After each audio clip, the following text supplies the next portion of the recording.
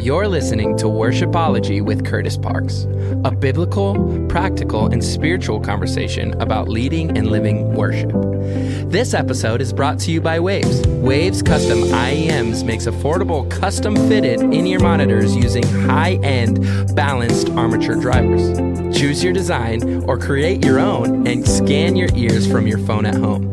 Go to wavescustom.com, that is WAVSCUSTOM.com, and use the code Worshipology for a special discount today. Now, lean in and enjoy today's episode. Well, hey, thanks so much for listening to the Worshipology podcast. This is a conversation all about living and leading worship. And today I've got, he's one of my good friends. I mean, I've known this guy for, over 10 years now. Caleb Holgerson, say what's up to Worshipology, man. What's up, guys? Thanks for having me on, Kurtis. It's good to get to connect. Absolutely, man. So I met Caleb. We were working together at National Community Church. Yeah. He came out there and we did ministry together for about a year. Then he went to a church in North Carolina. I got to come out and visit you while you were on staff there. That's right. I forgot about that. I know, man. And then actually, when we planted our church in Nashville, Bridges, Caleb was one of the only friends that actually said he would move and did move. So we appreciate that, man. But no, we did ministry alongside each other for almost 5 years in Nashville, Tennessee. He was helping me lead worship and campus pastoring. He did some preaching and helped oversee some of our ministry teams. And today he's on staff at a church out in Springfield, Missouri. We're going to get into all this stuff. He's created lots of resources for worship leaders, and we're going to dive into all that. But man, Caleb, just for our Worshipology community, why don't you just give a little snapshot of how'd you get involved in worship leading at all? How'd you get involved in music, man? Yeah, so I was in a youth group, and I think it was in junior high, and the guy who had been leading worship left the church, or the guy that was leading worship in our youth group left the church, and I knew 3 chords and couldn't sing a note, but nobody else could do it, and so I said, I'll do it. And so I started leading worship that way. I mean, just old, Chris Tomlin and Matt Redman tunes. And from there, really kind of learned how I was forced to sort of learn how to build a worship team because I really couldn't sing. And so when I found this girl who I knew was in choir, it says, oh, she can sing. And so kind of got her involved, and then her boyfriend played bass. And so, kind of built a team out that way. And I didn't know at the time that that's what I was going to end up doing for, the next 15, 20 years. And so I really learned a lot that way. And but throughout high school, kind of kept following opportunities and leading worship more and more. And just eventually thought, man, I think, the Lord may be calling me to this. Maybe this is something I really need to point my life in the direction of. And so a lot of opportunities, and it ended up in Washington, D.C. with you. And actually, I saw something that was 10 years ago this month that I moved to Washington. Yeah. That's it's pretty crazy. wild. Wow. And so, came to D.C. and we worked together, and then, moved to North Carolina, then was in Nashville helping plant Bridges, and then was back in the D.C. area pretty briefly helping with the church there. And then about 2.5 years ago, came to Northbridge Church here in Springfield, Missouri, where I'm the worship pastor here. And it's been a wild ride, but it's been fun to see God move in so many different contexts and so many different areas. That's awesome, man. And, a lot of worship leaders can kind of just put their nose to the grind and just get what needs to be done every single week. But what I love about you and your heart has always been, hey, I want to help be a resource to other worship teams and other worship leaders. And so, you've got worship leader coaching, you've written some resources, a lot of free stuff out there. So we're going to put links in the show notes for all that stuff. But talk a little bit about just the heart behind why create resources for worship teams and worship leaders, and maybe why you wrote your book, Becoming a Worship Pastor. I've read it. It's a great read. And just explain, why would you create resources instead of just, let me just get what I need to get done? Because that's a huge heart, and it shows your character and your heart for just the kingdom at large, man. Well, thanks, man. Yeah, with that stuff, when I first started out leading worship, there wasn't a worship pastor at my church. And so I didn't have anyone to really look to. There were some guys that came in and did music, but there wasn't anyone really taking on what does this look like for our church? They were just singing songs. And so I didn't feel like I had anybody pouring into me, and I was just figuring it out as I went. And so I wanted to write for those people. And at the time, when I started worship leader coaching, it didn't seem like there was anybody doing that. And now there's a whole bunch of great resources out there. And I mean, it's so cool to see all the resources that are out there now. But when I started, I was just going, well, I'll write a couple blog posts and see if anybody will read them, you know, and it did, luckily. And so I kept writing and did a bunch of Instagram stuff. And, but yeah, I mean, my heart is always for worship leaders to go from leading songs to leading people. As I think too often we get on stage and we sing a song, and that's fine and it sounds good, but we don't involve our churches. And so I wanted to help people, find out how they can involve their churches in worship and have a little bit of vision for where they wanted to go. Because I think that was a missing link it was for me, and it has been for many worship leaders that I've talked to, is where do I want to go from here? Where do we want to go beyond just Sunday morning at 9 a.m., this worship service? How do I want my team to grow as ministers? So how am I equipping the saints? Where do I want my church to go in worship? You know, what do I want to see? Because for my church, I want to see what I see in Scripture when people worship. Yeah. And when I open the Scriptures, I see people singing. I see people kneeling before the throne. I see people dancing. And I work in a Baptist church now, so they don't like all that dancing stuff. But hey, I remember. So for those who are listening and maybe don't know Caleb, we used to call him Pogo because this guy would jump so high on stage when he was leading worship with a guitar. It was awesome. So I know you really believe in dance before the Lord, man. That's right. That's right. I mean, I want to see what we see in Scripture, and so. And I've found that other worship leaders have begun to want that. And so that's my heart. It's just to help people do that, help them go from leading songs to leading people. That's so cool. Now, out of the resources that you've created, what's been like one of those blog posts or one of those articles that you've written that's just gotten so much response? It seems to really have struck a chord with so many worship leaders. And man, let's just dive into that a little bit. I know you've written a lot of blogs and had a lot of stuff floating out there, but what's that one piece that's like, man, this seems to be what people really grab onto? Yeah, one of them has been, or a series of blog posts, but it's stuff about songwriting. Yeah, I found that so many people want to write songs for their churches. Yeah, and they don't know where to start, or they don't know if they're good enough, or they don't know if they can. And so I've written a lot of stuff just encouraging try it, write a chorus, just write a melody, try it, sing something out. And so one of the things that I have written about that I try to encourage worship songwriters to do is just try it. Just try singing one of your choruses, tag it at the end of a song. Find a song that fits well with. And when you get to that kind of that you're singing a down chorus and everything, go into that chorus that you just wrote. And you don't have to tell anybody that you wrote it. And that's what people mostly get nervous about. They go, well, what are people going to think of me? You know what? Wow. I sang a Phil Wickham song this morning. Mm-hmm. I didn't tell anyone that Phil Wickham wrote this song. I just sang the song. And so that's a good point. Yeah. I don't need to go, hey, I wrote this song and here's why I wrote it, blah, blah, blah, blah. There may be a time for that. That can be an important thing later on. But right now, you don't need to do it. Just try it. And so that's one of those encouragements I've written quite a bit that people have gone, oh, yeah, I do need to do that. Because once you do that, you get over that sort of fear. It becomes a lot easier to go, well, I could do it again. I've done it once. I could do it twice.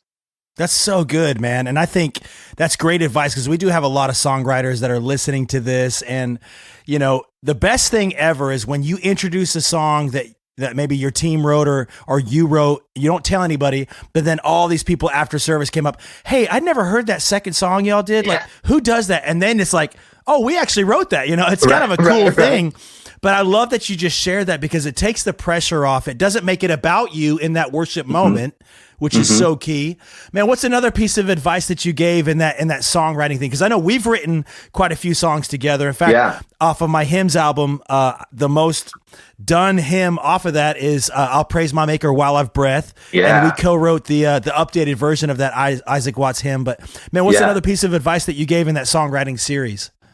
And get around other songwriters as much as you can, or even if you can't find another songwriter, just another creative, somebody that'll just listen to it and go, "Hey, dude, that didn't make any sense," or "Man, that was awesome."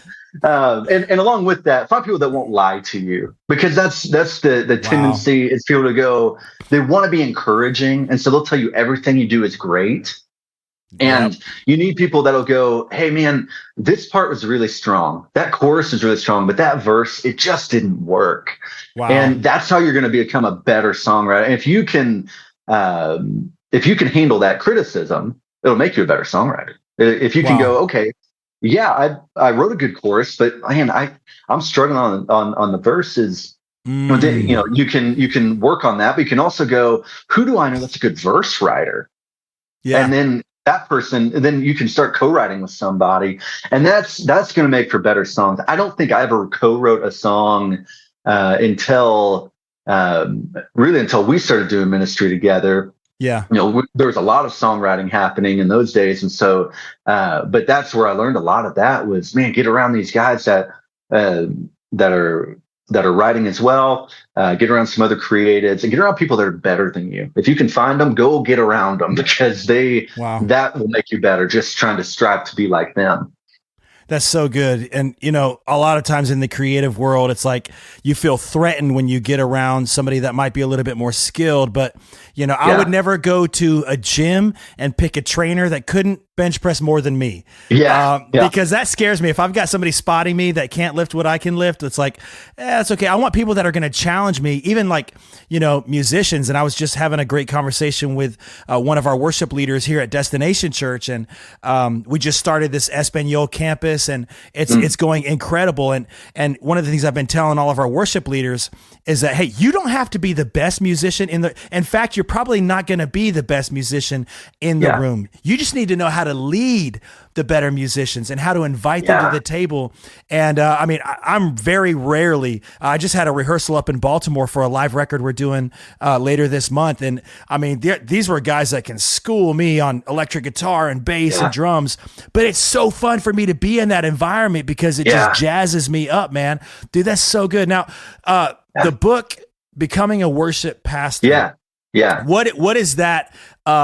I guess what is like the core behind writing that book, and what's kind of been the main like response from people reading that book? Because I think when you wrote it, it was kind of at a time where it seemed like you just said, there's not a ton of resources for, hey, how do I be a worship pastor? What is it? What are some steps I can take in better pastoring my team? What's the heart behind that, and what's been some of the takeaways that people have gathered? So that one, Becoming a Worship Pastor, I wrote in 2016, I think, 2017. And the hard part on that was really pastoring and worship. That's why I've never liked that title, Becoming a Worship Pastor, but it was the only thing I could come up with that, for me, I thought reached the goal of what I was trying to do, is not just leading people, but pastoring people, or not just leading songs, but pastoring people in worship. And so the goal behind that was to help worship leaders take a step back from their ministry and go, okay, when I go to my midweek rehearsal, when I'm, praying with my team, when I'm preparing for Sunday morning, how do I look at these things that I'm doing as a pastor? And so how do I, instead of as a musician, right? Because I think it's easy to look at it as a musician, because that's what most of us learn first, right? So I know the sound is good, I know that this is good, but it can be tempting to focus on the music too much and not enough on pastoring. So that was the heart, was just to help people take a step back and go, how am I pastoring in these areas? How am I leading people closer to Jesus? How am I creating other leaders in what I'm doing? So, for me, you said a little bit before, you're around all these guys that, man, they're better on bass or better on guitar. we've got a bass player here at Northbridge who I rely on. He's basically my music director. I rely on him for everything because he just hears it. He has a gift for that. And when I can find somebody like that, then that allows me to really focus on pastoring because and allows me to let him lead and to work in his gifts. And then I can say, okay, he's working his gifts. Who else needs to be working in theirs? So I can start looking around and find that person. Wow. That's so good, man. Let me ask you kind of a tough question. So as you've been in so many different environments and, you've written resources, maybe what's one of those tough lessons as a worship pastor that you're like, man, if I could have told myself 10 years ago, this piece of advice, it could have saved me a lot of heartache. What's one of those things that you just kind of, there's no other way but the school of hard knocks that you learned that lesson, man? Man, if I could have learned some humility 10 years ago. Oh, that's good. Yeah. Yeah. I think all of us can raise our hand on that. Oh, yeah, sure. But I mean, even just in the last couple of years, just looking back on where I've been, man, I don't know how I didn't get fired from someplace. I don't know how, some of the things that I would just say, I didn't, think before I spoke very, very often at times. And Kurtis, I know you remember some of those times. There's so much grace between friends. Yeah. But, if I go back, man, I would bite my tongue a lot more and I would listen to some older saints or older pastors a little bit more and really seek wisdom more. I think that's something we can all do is seek wisdom more. And, I think, I was a guy that thought he knew a lot.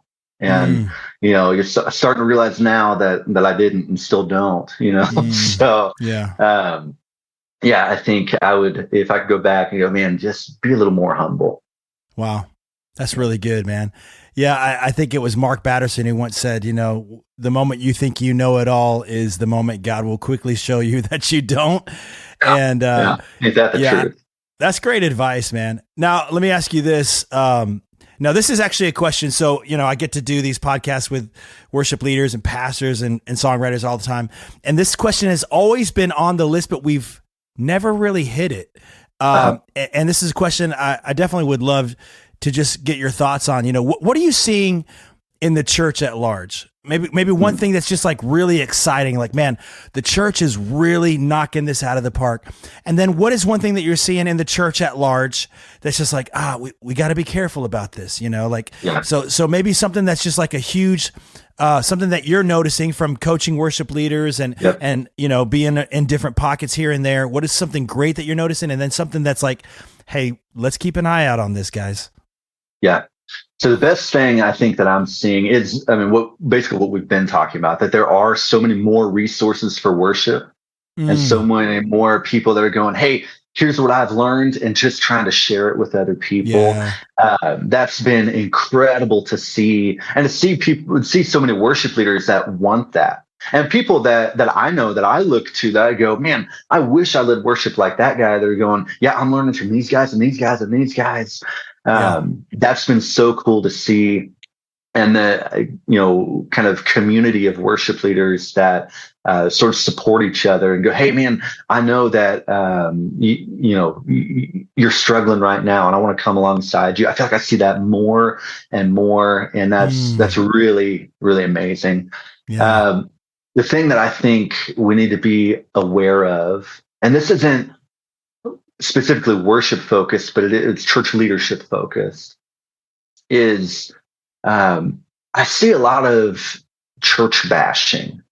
I feel like it's become very popular to knock churches. Now, whether it be, sometimes, we've all seen, pastors have fallen from grace, or there's some, chaotic event at a church or whatever it is. It's really easy to start throwing stones. Wow. And it can be really easy.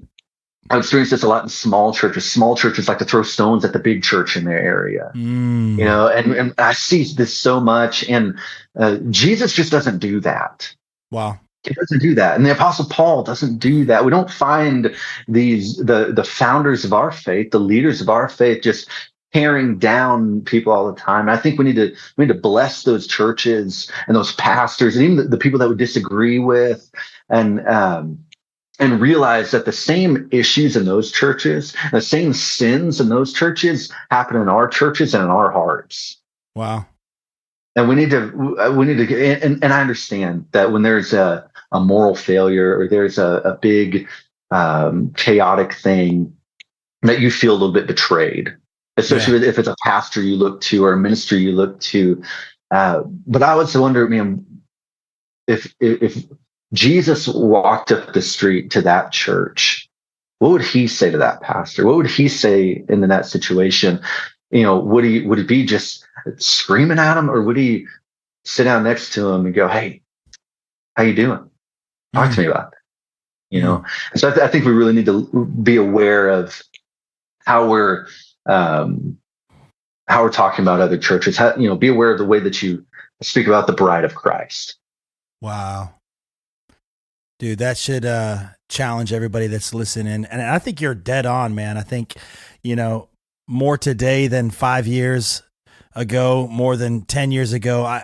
I don't remember hearing, just in general, this much church bashing or and like you said, obviously, and church hurt has become a very popular phrase too. And obviously, there are stories and journeys that, I'm not going to attempt to even understand. And like you said, there's, turn on any network, there's documentaries and there's all this stuff that's coming out, with the increase of information comes the increase in some of that stuff being discovered. And Sure. That's never the goal. All have sinned and fallen short of the glory of God, Yeah. But I like what you said. I'm not suggesting that we ignore it either. Right. I think there's a productive way to talk about it, but I don't think your Instagram story where you're just like, "These guys suck," is the way to do it. That's so good, man. There's got to be a forum for it, and it can't be all critique. It's like there's just so much like bashing and criticism, and like you said, I think it was well put when you said stones throwed. We've got to remember that the church, capital C church, is the bride of Christ, and all I know is that I'm not perfect. My spouse isn't perfect. I don't know a perfect married couple. But if somebody's talking bad about my bride, we're going to have to go out in the parking lot and have some words. You know what I'm saying? I wonder if Jesus feels that way sometimes of man, this is my bride. And I'm coming back for my bride. And man, we just have to be careful, especially as those leading worship, man. You think about that for the worship leaders, worship teams, musicians listening. We get to lead the bride of Christ in worshiping King Jesus. Let's make sure that we guard our language and see how we're talking and, not gossip and not foster that environment and that atmosphere. That's really good advice, Caleb. And I think it's challenging me right here in this moment. And just hopefully it's hitting some chords as those who are listening. Dude, I want to talk about a couple prompts that you've written, or you wrote this book on worship leader prompts. Yeah. What's that prompts book all about, man? So the prompts book is I wrote it intentionally for songwriters, for people who want to write songs for their church. Mm-hmm. And but I've found it's been a great tool for devotions and for devotions with your worship team and things like that. But it's a bunch of just really simple songwriting prompts. Give you a kickstart. Yeah, to give you a kickstart, to say, hey, I'd like to write a song. I don't know what to write about. And so, I give you a topic and maybe some scripture to go along with it, maybe a brief, description, and say, hey, have at it. And so, the goal is to get churches writing. Because what I've found, and Kurtis, I'm sure you found this too, when you travel around to different churches, when you hang out with different worship leaders, you find that different churches have sort of their own language, their own sort of lingo, where there's different promises that they're believing. There's different things they're praying for. There's phrases that come out of their pastor's mouth all the time, and you can capture those things as a songwriter. And so I wanted to help do that. And I'm sure the question that some listener is asking right now is, well, if we're all reading the same prompt, are we really doing that? And the answer is yes. Yeah. You're just taking this topic and saying, how can I talk about this topic in our language? Yeah. And as worship leaders, one of our favorite verses is Colossians 3:16, right? It's, teach and admonish one another with songs, hymns, and spiritual songs. So when I hear that sounds like Paul is telling us that songs, hymns, and spiritual songs are the language of the church. That's how we should be communicating. And so let's take that seriously. Let's write about what's going on in our church, so I can speak to my church specifically. And if it goes beyond that, great. But God's called me here to these people for this time, and so I want to write songs for them and songs that they grab onto, because different churches grab onto different songs too.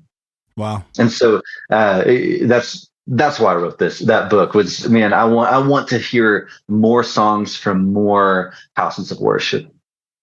Yeah. And I mean, for those listening, like if you've never tried an original song in your church, I think you'd be surprised at how loud your church will sing songs of the house.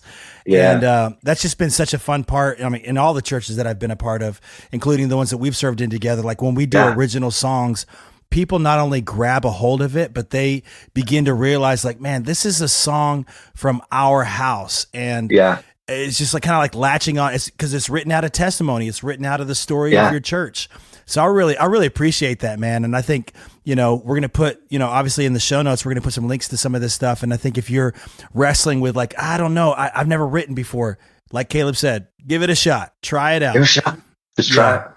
So don't good, be afraid to just try it, because you know what, you're also you're practicing worshiping the Lord with that too. And even if you might find that, hey, you know what, this song, at least for a season, is just between me and God. Great.